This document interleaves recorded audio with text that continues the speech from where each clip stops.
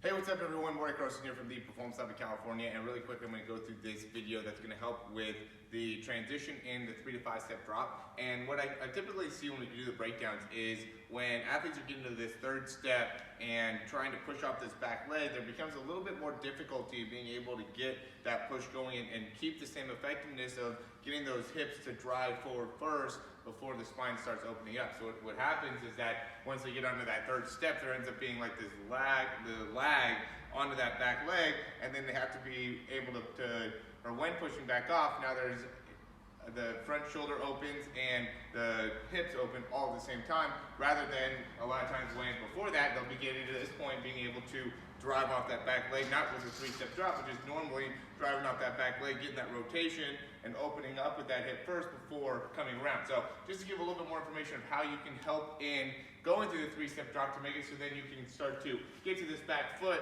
being able to absorb out that back foot and be able to push as quickly as you can going back forward. And really it just has to do with where it is that you're landing on that back leg. So when you go into that back foot, you want to be able to land on the balls of your feet, similar to the place where you're running. So you want to be kind of like right underneath here on your foot when you're transitioning. So it's here and you land on that part of your foot, and then from there you can absorb as quickly as you can to make it so then you can push back off. Because again, what you don't want to have happen is you get to this 3rd step drop and you're here, right? And then you have to be able to push off, because now you end up opening up with the front shoulder. The timing's not right. You want to be able to get to that 3rd step and then be able to push off right away.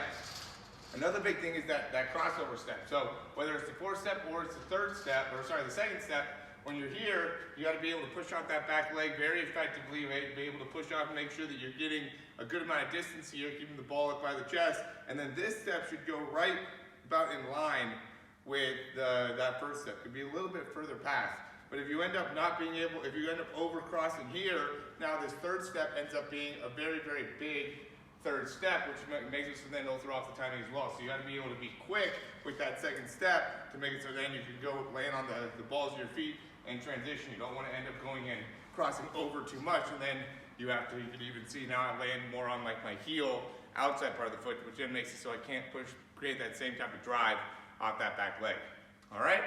Let me know if you guys have any questions. Check out some of our throw program information. We got a lot of different things going on right now with the throw programs, and have different goal setting type of things that we've been adding in. So really looking forward to continue to help out with the quarterbacks and continue to press overall biomechanics and get better with overall biomechanics. So if you have any questions, let us know and we'll talk soon.